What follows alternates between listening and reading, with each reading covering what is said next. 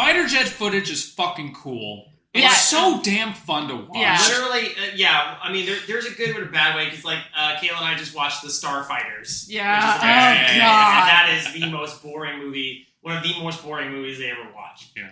It's all about context. Because you're watching loads of fighter jet footage. You're watching them drop bombs and launch missiles, and so boring. Is this the point where it's intensely boring. Is this the point where I say, "Hey, welcome to Undercooked Analysis"? If you'd like to, welcome to Undercooked Analysis. Might as well. We've been discussing. It's been over 30 minutes. It's been 84 years. And I can still smell fresh paint. The China had never been used. Well, why am I pretending I'm holding a cigarette? She never held. She should have been. She should have been. Yeah, like in her nine. And she wasn't she like turning 100 or some shit? Some bullshit. Yeah, something like that. It's been 84. No, It was 84 years. 84 years. I can still smell the fresh paint. Why would there be fresh paint on a ship that's about to go out to sea? Because it was a new build. Yeah, but you'd want to let that... It was like literally a new build. So that's like, you don't paint a boat and then just go out to sea. You paint a boat, let it dry, and then go out to sea. Why do cars smell new? You don't just make a car. That's not paint! New boat smell. It's new boat smell. New boat smell. It's not a smell, it's like... Oh my god, okay, hold on. I do have to say one thing. Carla wanted to watch... Sorry, Paprika wanted to watch a movie called L'Aventure de Adèle Blanc-Sec. Which is kind of like like late 1800s pulp novel turned into a movie. Oh. Very like golden age of Egyptology. Like the idea, I'm gonna like spoilers. I'm gonna be very brief with this. There's this adventurer. She goes to Egypt to steal the sarcophagus of Ramses II's personal physician, Thutmose, to help her sister, who is like in a coma or something. Like it just needs medical attention, and the doctors can't help her, so she needs to take this mummy. She knows a physicist who can resurrect the dead through magic. Don't ask me how that works. A lot of funny shit. Physics equals magic in this whatever. Parts of it are good, whatever. At the end of it, after this long travail of events, she's like, I gotta go take a break. I'm gonna go on vacation. And she hops on a boat, and people are dropping her luggage. Oh no, it's not gonna be that fun of a vacation. And it zooms out, and it's the RMS Titanic. Does she die? No, the adventure continues. How? He gets hit by an iceberg. I don't think I've ever read like old serial story. Neither have I. But no one wrote a fun serial about the Titanic that didn't end in tragedy. The point is, the adventure continues. And she dies. No, it ends. Well, I mean, the Titanic. No. She hits a fucking thing in the North Atlantic. No, people survived the Titanic. That wasn't like but it wasn't like a fun, pulp adventure. It was, oh my god, everyone's dead and I'm freezing at sea. Well, where does that story go? They did the same Indiana Jones thing where they start it with another adventure. They have their adventure, yes, and they end it hinting at the Titanic? It could have been any starliner. Doesn't from it start that... from Paris? Isn't that why? Or no, it started in... Where does it start from? England, right? Yeah. It started in England. And, Titanic started in England and made its way to New York. Like, what wacky hijinks is she going to get up to on the Titanic on its only voyage? I mean... I'm so confused. One of the first computer games that I played was... You know what I'm talking about! That murder mystery type time travel. Did you ever play the board game? No! They made a board game. Like, my family bought this shortly after the movie came out, and we all played the board game, and it's like, well, one person won, and everyone drowned. Oh, wow. That, if you actually go... Do you have the bellhop coin to go faster? Actually, if you go to fucking impressive. I know we probably should get to the actual podcast. We probably should. But they're actually... Why the hell would they make a board game out of that? Money. Wow. Branding. That movie sold ass loads. That movie did so fucking well. Hence why... we're still talking about it. What about James Cameron? Why James Cameron make movies about blue people? That no one's gonna watch. That guy currently has it basically acts like he has the biggest dick right now, and because of how successful his kind of all told him what he do you did. mean right now. Right now. I mean, Titanic is like 20 years old. I'm making 4 avatars. Yeah. I don't know, a single person. Yeah, the way of Still, I could have just imagined him going like, "Hey assholes, I'm still the king of the world. Look at this." I have to wonder how he felt about Barbenheimer.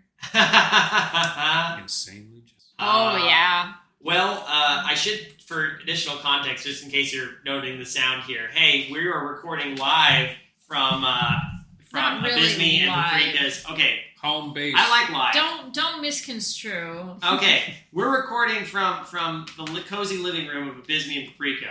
Welcome. They're here. We're sitting around drinking tea. It's Welcome. nice. Would Yeah. anyone like some tea? Already Any of made our tea. guests? It's very good tea. Send me They a can't- comment and I'll mail you tea. We'll mail you Liquid tea. It might Oh, be God. cold by the time it gets to you. Join the Patreon and we'll mail you some tea. Can't be iced tea. Can't be warm tea. It's just gonna be tea. It's gonna be tea. So It's liquid gonna be tea like at so some you're point. gonna open an envelope and then water's gonna drip out. Is this the point where you It's announce? the point where we spill the tea. Is this the point where you announce the Patreon or updated Patreon? Since Well, I mean, I could, but I won't. No, I'm kidding. Well, I mean, fact of the matter is, we are moving forward and doing cool shit. Like, hey, if you want to hear the dregs before this, you can go to our Patreon, patreon.com/creative horror. What? Yeah, we changed the URL because now it's the creative horror Patreon. Woo! Oh my god. Yeah, the transition has been made. Midnight Marinara is dead. So Gone. now, gone, removed, and I'm deleting all the episodes. Well, maybe No, that's don't not say true. It No, like only that. Only some of the episodes. Maybe don't say it like quite like that. No, that's fair. It's still there. It's always there, and it always will be if I can have it that way. Things end. Grow up. Yeah, it's fine. I ended it because I was ready to do other things. I don't know what those other things are yet. I have some ideas, but you know who's not ready to end things? Rorshack Rorshan. Never. Yep. Never. See, he's here's back with a vengeance. Yeah.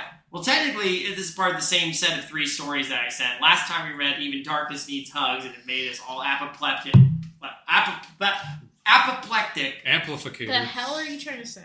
It made us all have an aneurysm. But we're going to read one of the other ones that was sent because, you know what? I'm going to say this right now. I need you all to send us more shit. Come on, Create gang. content for us. Yeah, Create content for you. Because we can't just grab and read stories anymore. That's not the way we do things. Send us your stories at midnightmarinara@gmail.com, or if you're on Mail them in envelopes with some tea. Email this web zone. or if you're on Patreon, you can send it through Patreon. Or if you're on Patreon and on the Discord, You then can send it through the Discord. Mostly the Discord. yeah. There are lots of ways that you can throw stories at us. Remember, patrons get priority when it comes to the stories they submit. Also, please make sure the story you have permission to share the story if it's not yours. We were looking at what we were going to read tonight, and there was a more recent one, but we realized we couldn't read it because we don't have express permission to read that story. It's just one of those ones like, I'm surprised you've never touched this one before. And I'm like, well, we can't because that's not the way we do things anymore. Mm-hmm. Yeah. We are all about keeping it kind of above board and making sure that the people who are sharing the stories with us want the stories to be shared or expressly have permission for the stories to be shared. That being said, Rorshack Rorshan did that. So we're going to respect Rorshack here and read another insane story called When Ray is in a Bad Mood. And I have a bad feeling about this. I have a bad feeling every time we do this. Oh wait, do we roll? Just drawn. Is it time to roll die to see? We have been doing that recently. Rolling Let me initiative. go get one. Yeah, so Get the most comical die you can. Well, we lost most of ours, but we'll go get mine. How do we email play- our web zone with comical dice. we only need one die. We only need one D20. We need 1d20 to roll initiative. What about flipping a coin? That's optional too. We could do that. That might be easier. 'Cause What about pulling a tarot card? Now Abysmii has. Well, we could do that. See, that's Curse of Strahd style. That's where you flip the cards and it reveals the random location. or a D4? D20. D20. Yeah, we'll see. One. Hey, that dice bag looks familiar. Familiar. Hey! Also, you knit this for me. I did. Oh my god, there's a couple of items here that I crocheted. All right, so we're all just rolling initiative. Yeah. Let's roll initiative. Okay. This No is, bonuses. this Just is me. flat roll. Ha! With advantage. You got a one. That is a 1. Chris All right. ain't going Nat, first. Nat one. All right, I'll be next. David, where'd you get your cockatoo polo? I like it. Oh, I got it at a store. That's Okay. a 14. I got an 11. Okay, 11. All right, Paprika. Paprika. That's Effective. Very effective. What'd you get? roll it on the 11. table. You want me to reroll? Roll on the table, please. That's got 2. Oh. Okay, So that means that I'm in front, right? Because I got the low. So it's... I'm You second. got the low. You was got one. Actually, it's just clockwise. Starting with Perfect. David. All right. Yeah, I guess I'm starting it off. Perfect. Okay, here we go. And this first one. Oh, all right, here we go. You ready? Are we all bracing ourselves? Real clenching. This. Okay. Mother, why can't we leave Ray? My son Jerry tells me all the time, and Ray is physically abusive, but being the stepfather to my son Jerry, he is dangerous to be around at times, and the other times Ray is amazing. He's a steroid junkie who likes to build his body, and he has hit me and Jerry so many times. Yes, he leaves bruises and marks, but they can only heal when Ray is in a good mood. What the fuck? I'm already lost. When Ray is in a good mood, everything is fantastic. When Ray is not in a good mood, then everything is hell, and like a storm, he destroys things. We should leave, but I don't. I tell my son Jerry to just hold on and wait for Ray to be in a good mood, and everything will be fantastic. Yep, this is a Rorshack Rorshan story. Oh my god! Starting off strong. So, who is who? Okay, So we have... so Jerry... I think we're speaking from the mother's Yeah. perspective. So Jerry Mother is telling... doesn't have a name yet, but No. Jerry and Ray. Jerry is her... Jerry is the son. Ray is the stepfather. Yeah, Ray Yeah. is And this they woman's... Is the narrator's husband. Yeah, she can't leave Ray for some reason. Because I... Ray is dangerous. Because he's funny looking. Just... Couldn't possibly leave him. He's funny looking. At the same time, I'm trying to keep Reality Man at bay. What? What? Okay, so you talk about Rorschach Roomba like he is... sorry, 1 second. Rorshack Rorshan is the author. Rorshack Rorshan's the author, yeah. But can we call them Rorshack Roomba? Because that's kind of great. Rorschach Roomba is kind of good. I kind of approve of that. I'm trying to keep Reality Man at bay, and what a terrible thing he is. What? Reality Man. Are we talking...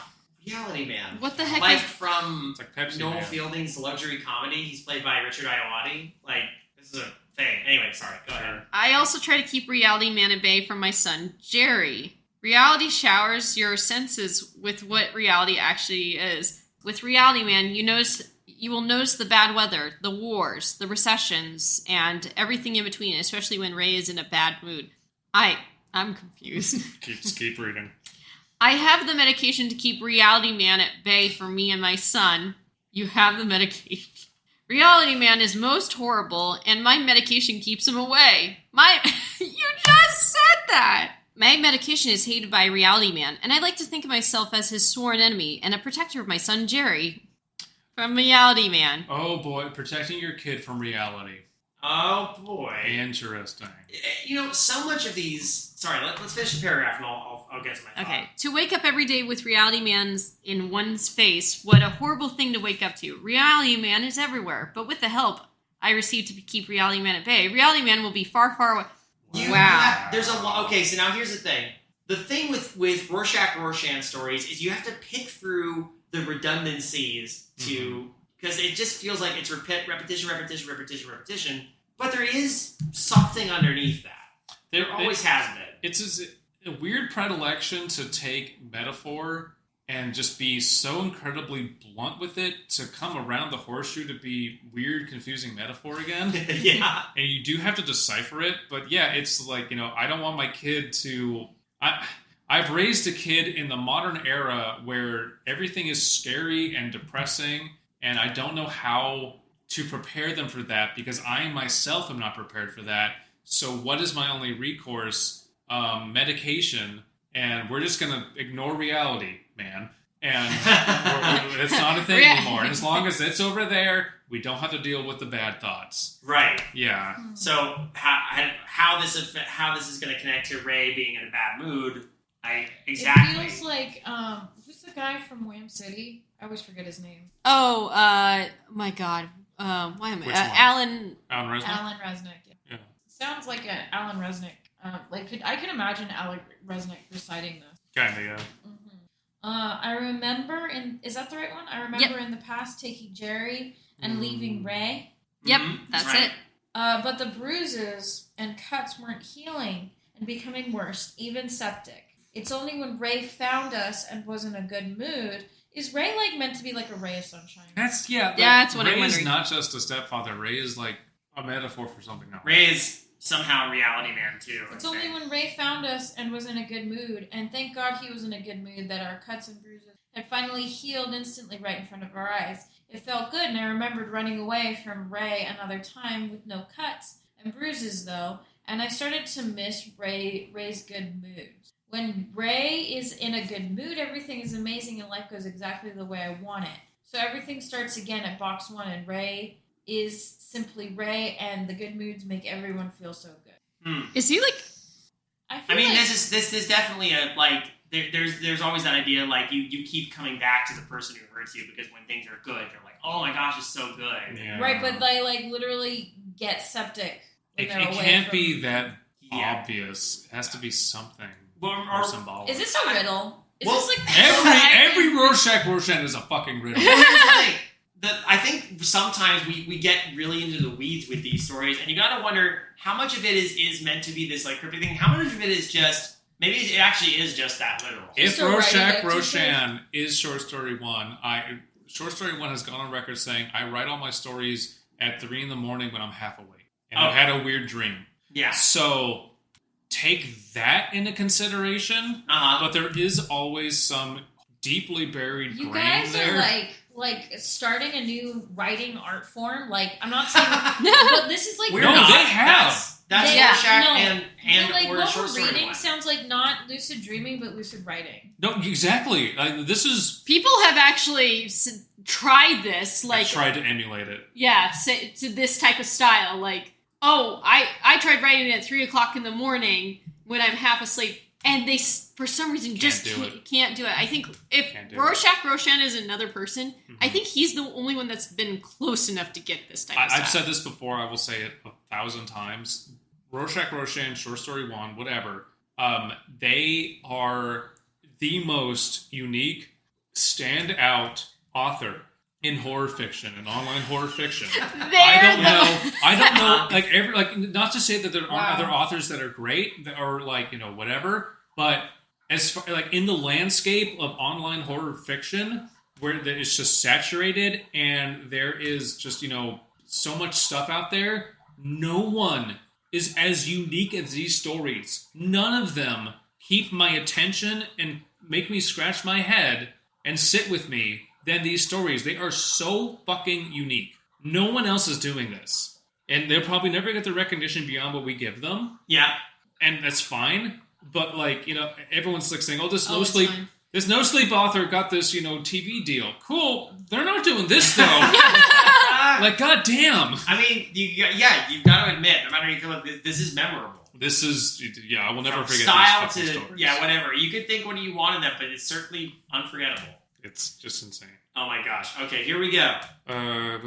Jerry was suffering so much with Reality Man, and he kept showing my son the reality of his debts that he had accumulated through gambling. How old is Jerry?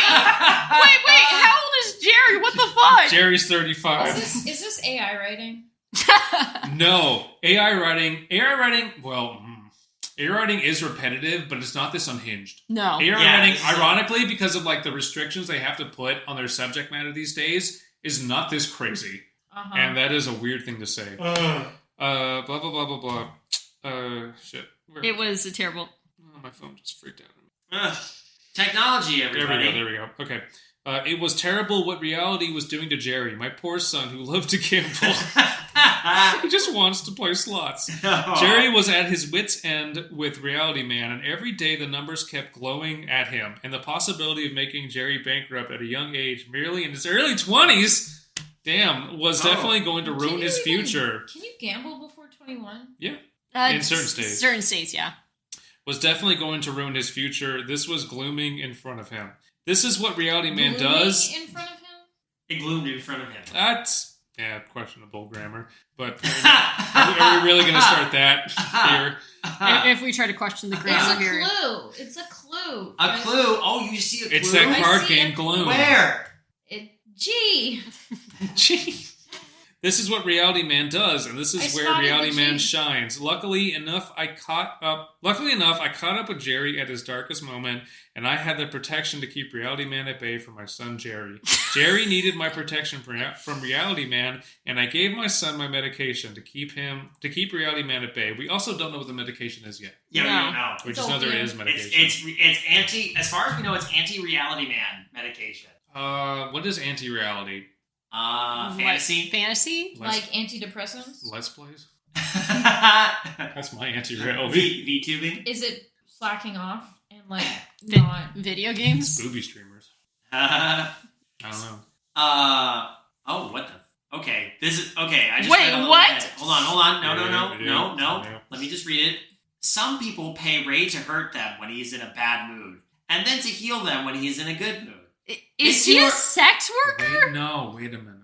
They too are addicted to Ray's good moods, and everyone wants Ray to be in a good mood. I remember when Ray was in a bad mood and he had beaten up both me and my son Jerry. Wait a minute. And Jerry crying and begging me to move away from Ray. He was really in a terrible bad mood that day. Then Ray's emotions suddenly turned into a good mood, and our bruises and cuts had healed straight away. It was miraculous. Then my son Jerry loved Ray again, and I loved Ray. And this is a good life when Ray is in a good mood, and nothing can go wrong.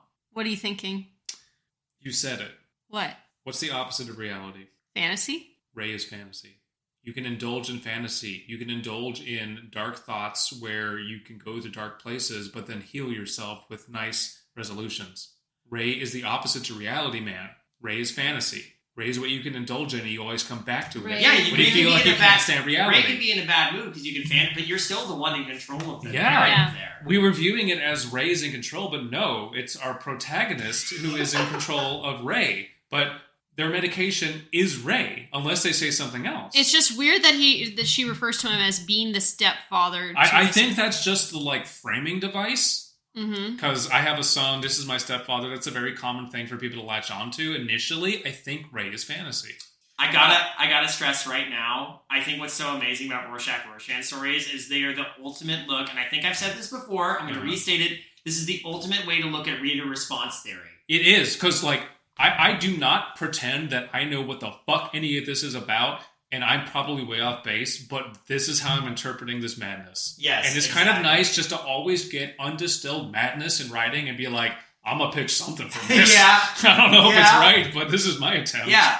So, if there's any good thing I took away from English 380, my least favorite English course in college, it's this idea. Does Rorshack Rorshan in Short Story 1 just circumvent death of the author because you can't even begin? What does the author think? Oh, you don't want to know. Oh, shit. All right. Unfortunately, we are all born to see Reality Man and hear him, smell him, and even touch him. When Jerry, my only son, took my medication, he no longer could see Reality Man in front of him, and his life was fine for a moment. My medication has its limits, and I have a growing fan base. What? What is this? Who also want protection against Reality Man. I feel like they're starting a cult. No, they're starting a Twitch channel. I met up with the man who provided me with the medication and protection against Reality Man, but with the prospects of my provider going to prison. Damn. What? And that was getting too real for him. Reality Man kept shoving it in his face. I needed him to give my medication. So that Reality Man couldn't touch me or my son. We especially needed the mediation, I think medication, Yeah. to keep Reality Man at bay when Ray was in a bad mood. This man who is my provider of this medication, my drug dealer, Reality Man was fighting against him now, and if he was to be sent to prison, I would be lost, and the same for my son. This is about drug addiction. Okay, I'm going to Sure. start that sentence again. We especially needed the medication to keep Reality Man at bay when Ray was in a bad mood. So the medication isn't fantasy. No, but Ray is. Okay. Oh, I read ahead, and I figured out what the medication is. Okay, I'll read. Then I met up with parents whose children were terminal, and Reality Man kept making it more real for them. They wanted my protection from Reality Man, and I gave it to them. I gave medication to them. They were so happy with reality being held back and everything was fine. Reality loves shoving what you hate most right in your face. He grows in power from you facing your reality, and he enjoys it. I see people in all sorts of situations that have to face Reality Man. I help them deal with reality, and recently I'm having to deal with Reality Man myself once again, with the prospect of my provider going to prison for selling heroin in a desperate situation. Heroin is the medication that keeps Reality Man at bay. Cool. What? That's pretty, Okay. That's on the nose. Okay, there it is. God damn. Heroin keeps Reality Man at bay. Oh boy. So they use heroin on the kid to keep Ray from hurting. Unless Ray is the drug dealer. Well, Ray. When Ray's in a good mood, here's your drugs. When Ray's in a bad mood, where's my fucking money? And also, Jerry is like in his early 20s, apparently. Gambling. He gambles and he needs to do And heroin. Damn His casinos. mom got him hooked on heroin in order to. Jesus Christ. This is dark. This is yeah. So was the last one. Every time. Oh, Every time I'm not prepared. Oh, God. here we go. Is this me? Yes. When Ray killed our dog in a rage, we still kept the body of the dog. So when Ray's in a good mood, the dog can come back to life only for when Ray is in a good mood. And when the good mood stops, the dog will go back to being dead. I remember once when Ray hurt my dear son Jerry again, and his cuts and bruises weren't healing because Ray was in a bad mood for a long time. I wish I had my medication to keep Reality Man at bat that time. I really thought that my son was going to die, but luckily Ray got into a good mood, and my son Jerry healed and is living. Oh my lord! I love these paragraphs that resolve themselves. Yeah. So hard to mean nothing. Yeah. Oh They're my god. favorite. All right. Should I take it home? Yeah. This year, I have only been experiencing Ray in his good moods and never in the bad. Only my son Jerry was experiencing Ray's bad sides. Then my son Jerry said to me, "Mother, just like the dead dog, you only open your eyes when Ray is in a good mood." And then I realized why I now only see Ray in a good mood, and my son Jerry sees Ray in both good and bad Is moods. she dead? I really wish my provider... What? I really wish my provider wasn't in prison because me and my son need the medication to keep Reality Man at bay. It's too much for me or my son to handle. What? What? Okay, I thought I had something for a second. No, as is tradition, this last paragraph is like just exposing your hubris of, oh, you thought you knew what this was about? You sweet summer child. Death of the Reader. Yes! You just seriously, like, Death of the Reader is the MO for these stories. I'm gonna lose my fucking Everyone, mind. shut up! I'm telling my story. Don't listen. I think that's another thing I love about these stories is, like, because there's this this trend in literary analysis, which is, okay, let's examine the death of the author and let's apply this to a Marxist theory. Let's apply this to this theory. Yeah. These stories are just like, hey, reader, shut the fuck up. You don't know anything. And you never will. I hate you. It's the story that hates you. It's beautiful because You think you understand me? Fuck you. seriously, like, I don't care who you get in this room. You could have someone with 3 doctorates in literature. They don't know what this is about. 3 doctorates. Like, really. And that's beautiful. It is an unsolvable mystery, and it's kind of nice in this day and age of the internet spoiling everything before you can even know about it. Oh, true. So It's kind of nice. I work for a university, and there's a part of, and I know people from every single program at this university, and there's that part of me that wants to go to the English department and say, "Hey, can you read this?" Dude, can you do that? And report You back? decipher this place. What's your opinion? Well, my old boss is actually an English professor, has a PhD in English, and there's that part of me that's like, "Hey, Richard, you want to try and read this?" Richard! I doubt he would. He'd probably be like, "What the hell is this? Why'd you send me this?" Everyone's like, gotta play Alan Wake 2. I'm like, no, I'm good. I have Rorshack Rorshan to keep me up at night. 100 hours of gameplay, my ass. Now I'm just imagining David Lynch reading this and being like, The fuck is this? Yeah. This sounds like a good movie. I can make this. I can do Rorschach Rorshan has been David Lynch the whole time. I get it. David Lynch hasn't had his coffee. Coffee. For the day. pre-coffee and cookie. Do you think Rorschach likes Abe? Yeah. Everybody likes Abe. Hey. We continually quote, what's that line from Genghis Khan? There's a few. I am 21. I mean, if you're wondering why we're talking about Clone High, I was in the dregs. Oh yeah, no, go check that out. Yeah, that's all I'm going to say. I already talked about Patreon at the beginning.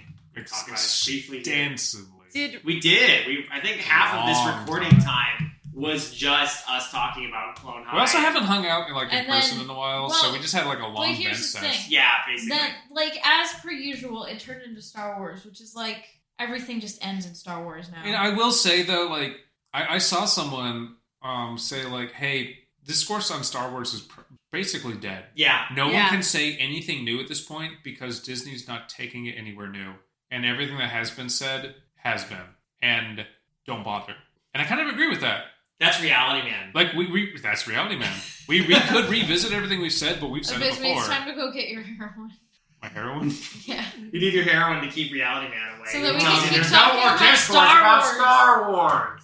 That's the line from Star Wars. Oh boy. Okay, is it I'm thinking something. Because she's for the past year, it's only been in good mood. But it's does he kill? Is it he kills her and then doesn't see it? And when she's dead, it because she's dead inside? I don't think maybe she's dead inside. But he said why. She closes her eyes. She closes her eyes to reality. She just ignores it. She's gotten good at it. When Ray's in a good mood, things are great. When Ray's in a bad mood, things are bad. I need my medication to keep Reality Man at bay. Heroin. But I mean, heroin can also be but a the definition. heroin dealer went to jail, so now there's nothing. Prison. Sorry. Prison. Yeah, prison. He's only being held. Is the answer time? Sure. All of these answers are both correct and incorrect. That's the beautiful thing about this. No one can be right about these stories, and it's amazing. Yeah. But they will try to keep you up at night. What does that mean? Which is why we try to do these stories sparingly, but it's hard. I feel like sometimes. This is one of those stories suddenly you wake up in the middle of the night, you poke you poke at your spouse and you're like, honey, I just thought of something. What if Ray? It's time for a sanity check, everyone. Although, what if Ray was the dead dog? What would you do if I woke you up at 3 a.m. and said, "Can we talk about that Rorshack Rorshan story?" I will say, you know what?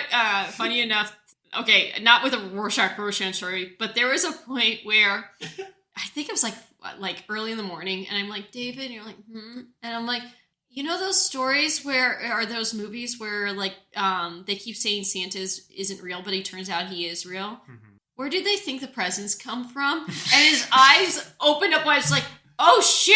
Yeah, that actually happened. And I hadn't stopped to think about it, but you're like, yeah, in these universes, where do people think the presents come from? And it's a whole conundrum that I don't think has ever, as far as I know, been explored. Because I'm like, there's a free prompt for you, gang. Have fun. Have fun with that. Because I was like, wait, in the movie The Santa Claus, everybody keeps saying he's not real, but he's clearly real in the movie. But there's a point where Charlie gets presents. Where the fuck do they think that those presents came from? No, but they don't believe Santa's real. Where did those presents come from? Presents only come for the children who believe. So what does the adults believe? You don't see the presents appear and go magic. There's no such thing as Santa Claus. Magic. So where did these come from? You say magic, or is it because magic is magic clouding their memories? It is what religion asks everybody. It's a leap of faith. No, but and it's dumb. This is the idea that adults are supposed to act like, oh, we're rational. We don't believe in Santa Claus. That is the moment for kids to go, the adults don't even know. Ha ha. It's stupid. It's not logical. But this is something you're applying logic to the illogical. That's why it's something that's Reality Man. Reality Man. It's all Reality Man. But this is a common trope. Trope? The whole idea of Reality Man is a trope. Okay, you are now attempting to break down Hallmark Christmas movies. Yes. Don't. Oh, trust me. Abandon all hope, ye who enter here. Oh, trust me. Don't bother. I know. Actually, right now, our good friend Alan, God bless him, is watching one Hallmark Christmas movie a day. Sober. 4K. Sober. I am more than willing. Godspeed, my friend. Look. Godspeed. So here's the thing. Dave and I actually do have a holiday tradition where we watch Hallmark Christmas movies and But we drink. and drink. And we do have a drinking game for it too. Mm-hmm. And we get friends together for a night, and then we're like, we drink our way through a Hallmark Christmas movie or something of that nature. But the funny part is, there was a point when I was like a teenager, and we had like the one TV, and it was usually controlled by my mom. So when Christmas rolled around, she would watch those religiously. Oh, God. So unless I really, it's like, it's like I could either be doing homework and cleaning, or I could watch Hallmark movies with my mom. I guess I don't feel like cleaning right now, so I guess I'll watch. So I have watched a lot of these, and that's how I was able to like nail down this. All the tropes. Yeah, that list is thorough and complete. I am totally willing, and I said, Alan, if you need me to watch one of these movies with you, I will. Just and here's the thing. I think some of the most inebriated I've ever been is after you and I have played by your rules those drinking games. Oh my God. Oh no, there was actually one movie we watched. It was so bad. We just kept drinking. I think we got through 2 bottles of wine to get through this hour-and-a-half fucking movie. What was it? A Christmas Beast or a Christmas Bell? A Christmas Bell, that was it. A Christmas Bell. It was basically Beauty and the Beast, but during Christmas time. And they did that movie. Yes, the Beauty and the Beast did Enchanted Christmas, but this is not what that is, because it was very, very loosely like, oh, this guy, He's metaphorically a beast. He's metaphorically a beast. Basically, she's metaphorically Belle. She's and there. He actually owns a dog named Beast, and that's like a cute But the funny part is, this Why dog would you name is your dog Beast. To be. He He's said a tiny little chihuahua. So no joke. Why would you name your wolf Ficus? That's a great name. That wasn't a wolf. That was a Caracal. Caracal. Oh right. The Caracal's named Ficus. We went to Fake the zoo. fan. But with the Christmas Bell, basically the whole premise is Belle, yes, her fucking name was Belle, goes to a rich man's house and has to check through his book collection to see which ones are considered You're gonna start checking his underwear or something. Yes, because she works for her family owns an antique shop or whatever the fuck, I don't remember. God. But she's there, and he's an asshole, but he's only an asshole because his fiance died. But when he gets better, last Christmas or some shit like that. So the wounds are all metaphorical. No, they're all real. In the story, the wounds are all but only when Ray is in a bad mood. Did I ever told our new Christmas tradition? Which one? What's your new? We drink pig and blood sacrifice. Yeah. So last Christmas, during Christmas, I'll be brief about this. Last Christmas, we were gonna go meet her parents at Christmas Mass, because that's the thing they do. We show up, they're not there. Well, where the hell are they? No. We go to their house. Where the hell are they? Okay. We don't know what to do. Slow down a little bit. We need to slow down. I'm getting to the reveal at the end. This story is a little more complicated than that, because my parents like to sit in the front of a church for Christmas. No, they like to sit in the middle. They like to sit in the middle, but today they decided to sit in the front. They knew that was the reveal I was going to do at the end. Thank you for ruining my story. So what's your Christmas tradition? Point is, we couldn't find them. Mm-hmm. We could not find them. So we said, where do you want to go? Let's go check out a bar. Why not? And we find this really cool bar in North Park. And it's like the people there like missed their flight for like Christmas Eve. So they're all just there. It's just this random slice of life of people. And they also have these really cool drinks on the menu called like pagan blood sacrifice and Krampus and shit. So we're just drinking at a bar on Christmas Eve. And then eventually her parents call her like, hey, where are you? Like, where are you? We went to your house, we went to the church, or we were in the front row. Oh. Okay, we'll be over in 5. But here's the thing. My parents are usually smart enough to realize that we're not walking to the front of a fucking church 5 minutes before church starts. No. To sit near them so that we can all be a family during an hour where nobody speaks. Also, they wouldn't answer it. Also, my mom and my dad both left their phones literally at home. So it was like no way to contact them. Yeah. So we made the new tradition up, and I was going to go to a bar for Christmas Eve. Yeah. It's a good way to do it. That same bar, because that place was fucking cool. We should actually continue to do it in that window where my parents decide it's necessary to be at church. Yeah. Because they seem to think they need to get to church 45 minutes early for an hour-long mass. And that's more than enough time for a good drink. Oh, hell yeah. We can do a couple. Speaking of which, how about freshness rating for this story? I rate this story 1 heroin out of 5. And by that, I mean, like, it's probably 6 out of 5, but I've never done heroin. Maybe I should. I rate this sweet fantasy out of possibly maybe heroin is a metaphor for that fantasy. Who knows? I don't know how to rate a lucid writing story, but Ray is definitely an assault. I will rate this a Rorshack out of Rorshan. Appropriate. Yeah. Hey, everybody. Thanks for listening. We hope you had a good time. I already told you where to go, although I will tell you, you should also, if you don't want to be part of the Patreon, that's okay. We understand. We'd appreciate the help, but honestly, just go support the shows on whatever platform you're listening to. It would be helpful if you could, leave some feedback or, give us some positive, any engagement is always appreciated. You can listen to many of our other fine shows on the Creative Horror Network, which include things like Darkly Lit and Jameson Tapes and many other fine shows that are on hiatus and or concluded but have a great backlog of content. You can, as mentioned before, our Patreon, patreon.com/creative horror. That exists. You can go check that out. It's the same Patreon as Midnight Marinara. We're still doing a little bit of housekeeping over there, but trust me, the new content already starting to flow in. New exclusives for all exclusives. The new Check out them exclusives sweet for you. exclusives. The new exclusives for UCAers, all you And Jameson and Taper. Jamesoners. Yeah. Jamesoners. Ooh, that's good. Yeah. That's good. Yeah, get your spider rooms ready, Jamesoners. I feel like you might get in trouble for that one. Nah. I think it's a good one, honestly. But yeah, that's it. Oh, and hey, I suppose talking about the holidays, we're in that season now. It's kind of crazy. So whatever. I mean, we'll probably get around to doing another episode this season, but we'll see. Either way, good night. God bless. Bye. Bye.